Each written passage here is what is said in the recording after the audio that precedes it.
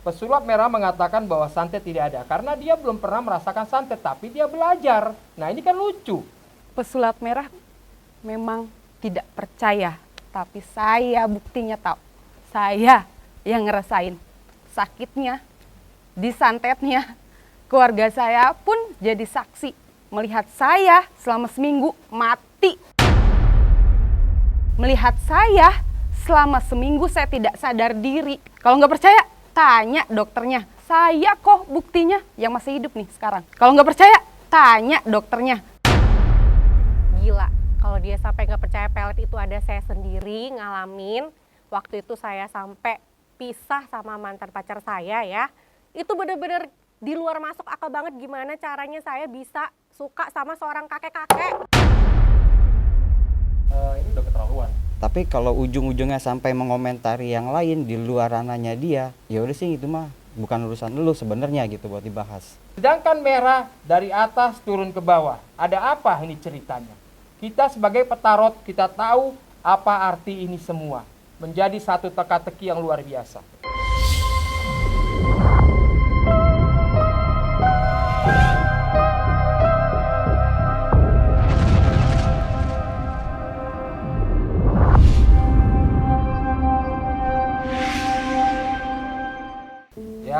Ya, di mana bahwa dari tarot dia sendiri dia memiliki energi positif yang bisa nanti kita lihat kehebatannya. Nah, yang di ujung sana Johan, ya, dia menggunakan salah satu benda yang mendeteksi keadaan atau keberadaan daripada makhluk-makhluk goib atau energi negatif.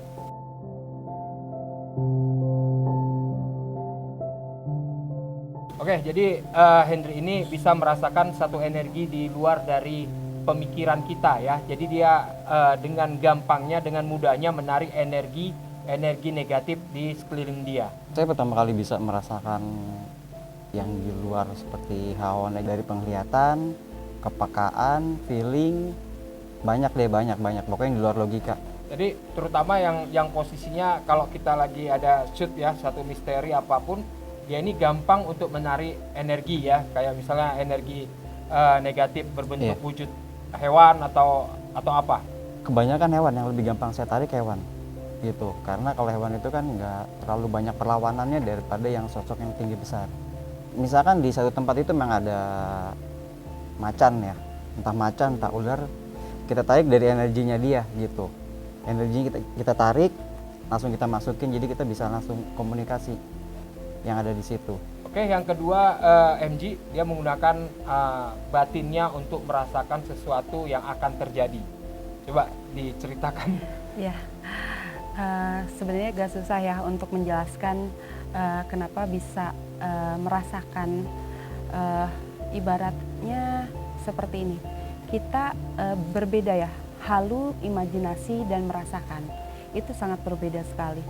Apalagi yang saya alami dari kecil sampai usia saya seperti sekarang, yang saya rasakan bahkan di sekitar kita juga ini ada gitu loh kok ya. Jadi benar-benar saya dari kecil saya melihat benda bergerak, terus bisa berkomunikasi dengan mereka. Apalagi kalau kita nggak bisa menyeimbangkan semua, itu kita bisa ketarik yang nggak baik lah. Makanya itu harus benar-benar kita seimbangkan, begitu ya kok ya, seperti itu. Oke, selanjutnya JJ, dia seorang petarot. Dari tarotnya dia bisa membaca keadaan apa yang akan terjadi ataupun masa lampau. Ya, kurang lebih seperti itu ya. Pengalaman apa yang pernah kamu rasakan? Jadi awal mulanya itu sejak umur 9 tahun ya. Nah, itu mulai melihat penampakan-penampakan. Nah, kemudian seiring semakin berjalannya waktu, mulai bisa melihat karakter sifat orang hanya dari foto atau baru pertama kali bertemu. Kadang-kadang bisa juga terakses kehidupan masa lampaunya gitu. Nah, kemudian terakhir banyak juga yang minta didoakan dan ternyata mereka memang mengalami terkena santet sampai bahkan setelah didoakan itu bisa sampai muntah darah atau bahkan muntah seperti cacing-cacing kecil seperti itu. Oke. Dan yang terakhir Johan, dia ini memiliki satu keunggulan beradaptasi dengan ada satu benda yang mana benda ini terkadang memberikan satu petunjuk kepada dirinya. Seperti apa pengalaman yang pernah kamu rasakan? Ya, singkatnya sih sebetulnya kurang lebih kita semua. Nah, di sini saya juga bisa dapat informasi atau intuisi melalui benda yang saya miliki. Gitu. Jadi ini seperti sahabat saya lah. Ya, ini salah satunya. Jadi ini tongkat, tapi di dalamnya ada sebetulnya sejenis tosan aji. Ya, orang biasa kenalnya keris, tapi ini sejenis tombak di dalamnya.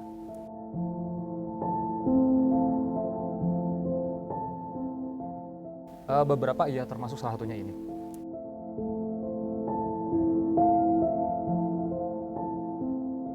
Banyak fungsi sih. Jadi kalau dibilang proteksi, ya artinya keselamatan, iya. Ini juga gimana ya, seperti teman yang memberikan saya informasi jika ada bahaya atau saya harus aware sama keadaan sekitar. Contohnya seperti ada kehadiran energi negatif atau makhluk yang mengganggu seperti itu. Biasanya satu tempat yang ada kumpulan energi negatif yang besar atau cenderung mengganggu, ini akan ada reaksi, tapi karena ini sudah menyatu dengan saya, reaksinya akan di diri saya gitu. Saya akan merasa tidak nyaman di tubuh saya, misal panas, mual, seperti itu. Nah, ini juga saya bisa gunakan untuk mengeksekusi, dalam artian ada hal-hal yang mengganggu saya bisa bereskan, seperti itu.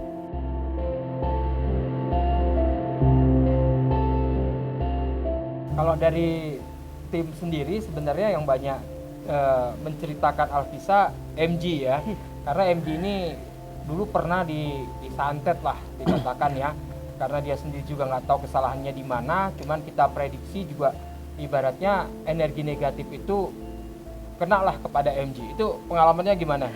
Sangat luar biasa sekali kok. Itu pengalaman yang paling saya tidak pernah lupakan seumur hidup saya. Jadi posisinya saya lagi diam, duduk biasa melakukan aktivitas orang normal seperti biasa. Tiba-tiba setelah saya lagi nyaman lah, santai, nyaman, tiba-tiba yang datang ke saya itu seperti bola api. Ya aku gubris sih, nggak gubris. 1 kali aku nggak gubris, 2 kali aku nggak gubris, dan ketiga kalinya itu sampai benar-benar sakit di bagian sekitar dada saya, dan itu muntah, bahkan sampai sekarang kalau energi itu kalau saya nggak bisa ini sendiri ya, nggak bisa netral sendiri, itu kadang masih kerasa seperti ini kok lumayan sih kerasanya, masih kerasa sampai sekarang. Tapi ya efeknya dari semua itu ya terjadi sekarang ya seperti yang kalian bisa lihat kembali ya. Terus energi yang aku rasain tuh sakit sih, kepala sakit, badan sakit, semua sampai pembuluh-pembuluh darah saya tuh pecah dan kuku-kuku tuh hitam, dan saya pernah mati suri selama 1 minggu.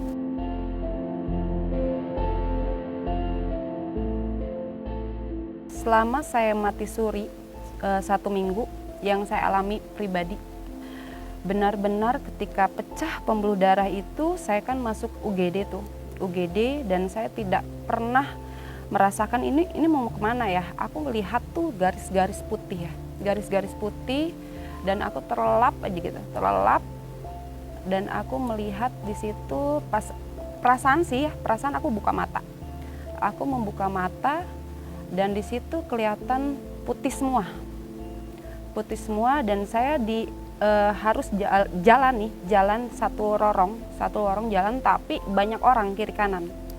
Dan ketika itu benar-benar aku nggak tahu nih ini di mana. Naik tangga, tapi tangganya seperti tanah. Tangga ke atas. Nah, di situ ada satu sosok muncul, kakek-kakek membawa tongkat dan berjubah putih. Dia bilang dengan bahasa Sunda, "Balik deui maneh ka handap."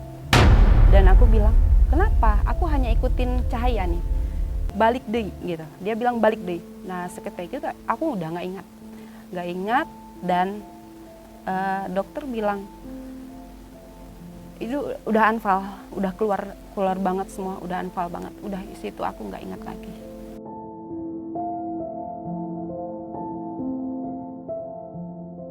Sebenarnya gini, pandangan kata santet sendiri sebenarnya kalau kita bilang ada, ya ada. Dibilang enggak, ya enggak. Jadi tergantung dari mana kita merasakannya, ya. Karena pendeteksian daripada ilmu kedokteran pun terkadang tidak bisa menjawab. Makanya dikatakan santet, ya. Jadi kembali lagi, bagaimana menyikapi santet ini kembali ke masing-masing manusianya. Makanya tadi saya bilang santet ini seperti virus corona, ya. Dimana kalau kita udah kena virus corona, kita akan merasakan bahwa corona itu ada. Tapi kalau katanya kita nggak kena, otomatis kita nggak percaya dengan virus corona. Nah, santet juga seperti itu. Jadi kalau orang yang belum pernah mengalami santet, ya mereka mengatakan bahwa santet itu tidak ada. Tapi kalau orang udah mengalami santet, otomatis mereka percaya bahwa santet itu ada. Kalau memang katanya santet tidak ada, berarti kita membodohi diri kita sendiri, ya. Karena apa? Karena semuanya itu diawali dengan pola pikir kita. Pesulap merah mengatakan bahwa santet tidak ada karena dia belum pernah merasakan santet, tapi dia belajar. Nah, ini kan lucu. Ya, kenapa dibilang belajar? Ya karena dia bisa mengatakan tidak ada. Berarti dia pernah mengetahui bahwa santet itu ada. Makanya tadi dibilang kembali ke masing-masing manusianya. Bagaimana pola pikir mereka, apa yang sudah ada jangan pernah dirubah ataupun diganti. Jadi mengalir aja seperti air.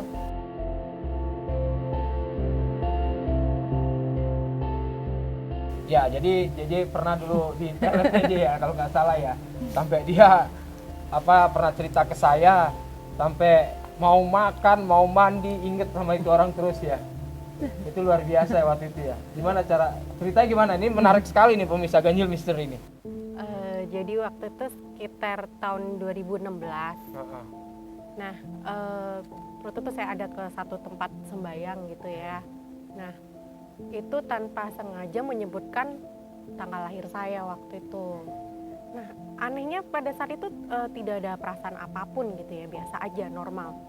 Ternyata pulang dari sana itu yang saya rasakan selama 7 hari kurang lebih, setiap maghrib itu selalu hanya saya mendengar suara lolongan anjing. Kemudian tiba-tiba terbayang wajah orang itu. Wajah gitu. orang itu ya? Iya gitu. Nah, tiba-tiba pusing, lemes gitu ya. Tapi ketika ingat wajah itu jadi kayak semangat lagi berarti. Enggak semangat juga sih, cuman kayak tiba-tiba teringat aja gitu.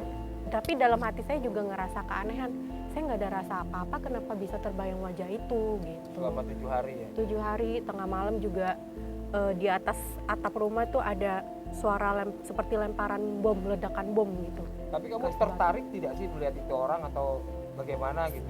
Pada saat setelah suara lolongan anjing itu memang sempat sesaat kayak seperti suka gitu, tapi abis itu udah normal lagi. Karena kamu memiliki kelebihan itu kali ya, jadi kayak Iya. dibentengin pada waktu itu Iya, ya. iya. Berarti luar biasa juga ya. Berarti setelah lepas itu gimana pas lepasnya? Lepas itu memang ibaratnya saya sempat ini ya, mungkin sosok yang menjaga saya. Jadi memang saya memohon kepada beliau untuk ditolong karena saya nggak tahan digangguin terus gitu kan. Tengah malam tidak bisa tidur, ibaratnya seperti itu gitu, selalu gelisah, pusing, lemas tiba-tiba sampai tidak bisa beraktivitas normal, ibaratnya seperti itu. Nah, kemudian tiba-tiba sosok penjaga saya itu masuk mengambil alih tubuh saya gitu. Nah, kemudian setelah itu terjadi, setelah beliau keluar lagi, itu seperti normal lagi, tidak pernah ngalamin gangguan lagi gitu. Tapi ada kekhawatiran nggak untuk datang ke tempat sembahyang itu? Kalau waktu itu sih iya, tapi sekarang sih udah enggak sih. Udah enggak ya? Iya. Udah bisa menetralisir berarti Iya. ya?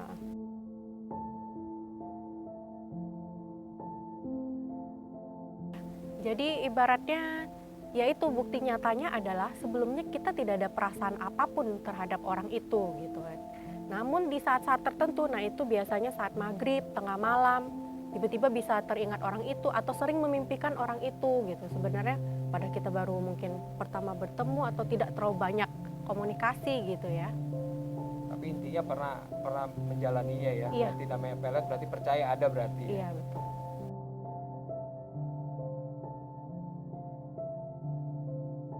Nah, kita serahkan kepada Yohan nih.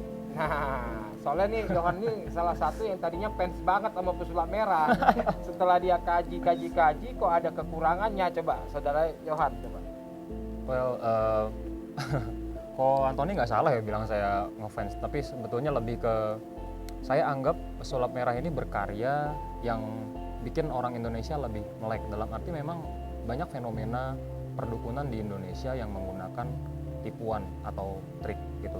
Tapi bukan berarti kan semua yang kita bilang dukun itu dia pakai trik atau nipu gitu. Bukan berarti mentang-mentang ada pembuktian semacam itu lalu gaib itu tidak ada. Ilmu hitam atau apapun itu seperti tadi santet ataupun pelet, bukan berarti itu tidak ada gitu. Yang dia bongkar awalnya memang triknya. Nah, lalu sekarang dia tidak percaya dengan itu. Ini kan ya hal yang berbeda. Ini kita bicara energi. Sementara ini yang dibongkar sama pesulap merah adalah trik. Yang misal dia pakai benda seperti itu. Ini dua hal yang berbeda. Nah, lalu kalau memang dia tidak bisa merasakan fenomena gaib lah, anggap. Bukan berarti orang lain tidak bisa, lalu itu halu atau semuanya bohong, trik. Karena memang nggak semua orang yang bisa seperti itu gitu.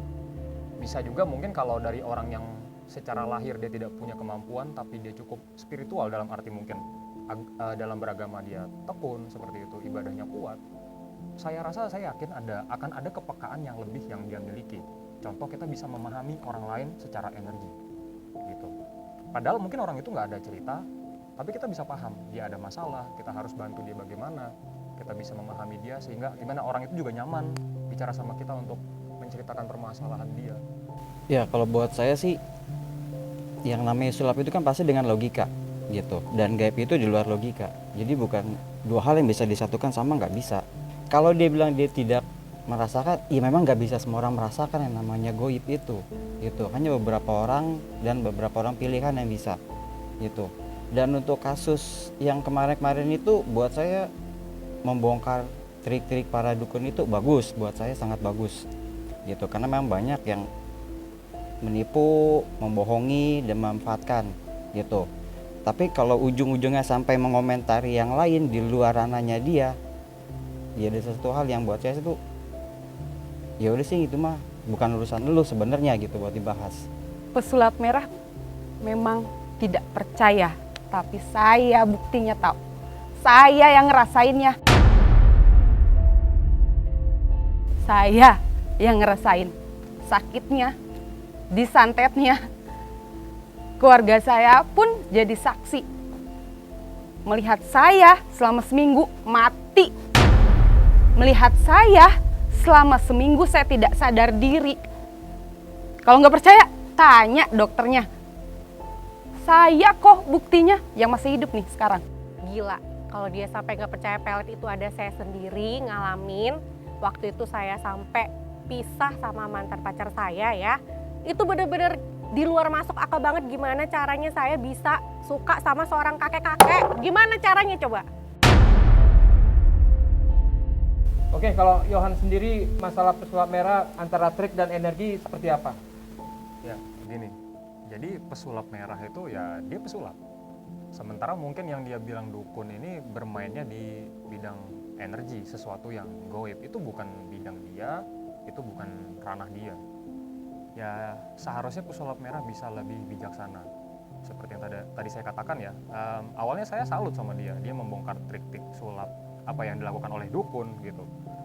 Tapi sampai saat ini udah keterlaluan.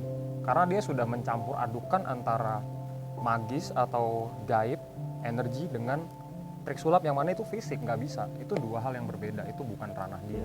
Seharusnya pesulap merah bisa lebih bijaksana. Dan itu sudah menjadi kearifan lokal kita kan. Contoh Balian, itu sudah berapa lama? Dukun sendiri sudah berapa ribu tahun. Tiba-tiba dia mau mengubah sesuatu yang dia nggak pahami, dia nggak kuasai. Dengan pendapat dia yang nggak bisa dipertanggungjawabkan. Itu aja sih. Sebenarnya kalau secara pandangan mata saya, ya buat pesulap merah ini agak sedikit lucu. Makanya saya bilang pesulap merah ini anak kecil yang baru teriak-teriak dapat permen dan habis itu kesenangan. Padahal dia lupa. Ya, kenapa saya bilang lupa? Dia mengatakan bahwa feng shui lah apa segala macam itu tidak ada. sekarang kita lihat ya fenomenanya dulu dia menggunakan nama Aris ya, nama panggungnya Aris. Akhirnya dia gagal, dia pun hilang. Dia ganti nama dia jadi Marcel. Nah, begitu ganti nama Marcel, dengan naiknya nama dia segala macam itu pun tidak naik-naik juga. Ya, akhirnya dibuatlah di kontennya pesulap merah. Ketika dia masuk dalam pesulap merah, dia membuka satu peluang dari Samsudin, merasa lemah di sana, maka naiklah nama dia. Kenapa dia dari awal tidak pakai nama Aris? Ada apa ini sebenarnya? Ini harus kita cermati, kita harus pakai logika. Bahwa Feng Shui itu ternyata ada tanpa dia sadari. Jadi buat pesulap merah harus hati-hati. Karena mulutmu yang akan membawamu dalam penderitaanmu. Nah, ada satu hal lagi yang lucu sekali ya. Yang dia bilang bahwa ada ilmu hitam, ada ilmu putih. Di tengah-tengah ilmu merah. Nah, kalau kita memiliki satu penalaran ya, ini dari hitam jalan ke putih. Dari putih jalan ke hitam ya. Sedangkan merah dari atas turun ke bawah. Ada apa ini ceritanya? Kita sebagai petarot kita tahu apa arti ini semua. Menjadi satu teka-teki yang luar biasa. Antara hitam dan putih ya. Yang hitam dari kanan tulisannya ke kiri ya. Dari putih tulisannya dari kiri ke kanan. Sedangkan merah lambang kebahagiaan. Dari atas turun ke bawah. Hati-hati. Kalau kita yang memiliki logika, kita paham artinya. Jadi buat pesulap merah, hati-hati. Saya udah prediksi ya, kalau soal si pesulap merah ini yang saya lihat akan hilang dengan sendirinya gitu. Orang-orang akan bosan dengan dia gitu. Baik, menurut saya sebagai seorang ahli tarot, di sisi dari kartu tarot itu selalu keluar kartu yang sama mengenai dia gitu ya. Nah, inilah kartunya. Jadi dia itu banyak sekali membuat orang lain sakit hati. Membongkar kekurangan orang lain tanpa menyadari bahwa dirinya sendiri tidak sempurna. Ya, sampai mengatakan dukun itu kalau nggak mesumnya cabul, ya. Tidak semua seperti itu, gitu ya. Jadi ini dia menimbulkan banyak sekali sakit hati di antara semua orang sehingga saat ini dia berusaha mencari perlindungan, mendekati pengacara-pengacara kondang, ya. Nah, ini akan nanti berbalik menjadi bumerang bagi dirinya. Dia sendiri yang nanti akan mengalami sakit hati. Oke, kami dari tim kepada saudara Andri, ada yang mau disampaikan? Buat saya percaya karma itu ada, gitu aja. Gitu. Di luar goib ataupun itu goib sendiri, tetap yang namanya karma itu ada. Tabur tuai dan hukum alam semesta berputar.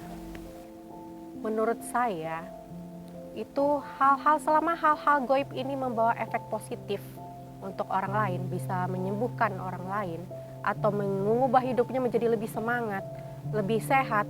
Nah, itu menurut saya ya hal yang sah-sah saja. Saya cuma mau tambahin, jadi bijaklah dalam bertindak.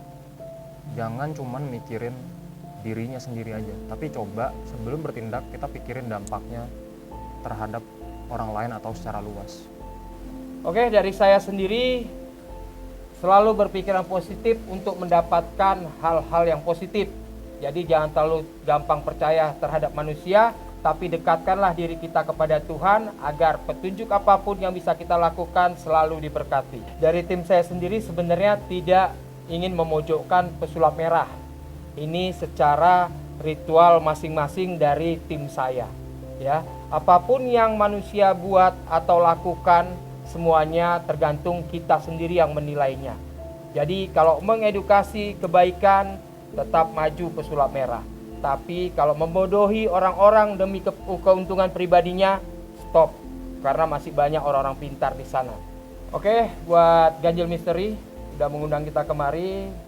Kami mengucapkan terima kasih telah menyampaikan semua unek-unek yang ada di hati. Semoga bermanfaat. Bila ada salah kata, salah ucapan, kami memohon maaf.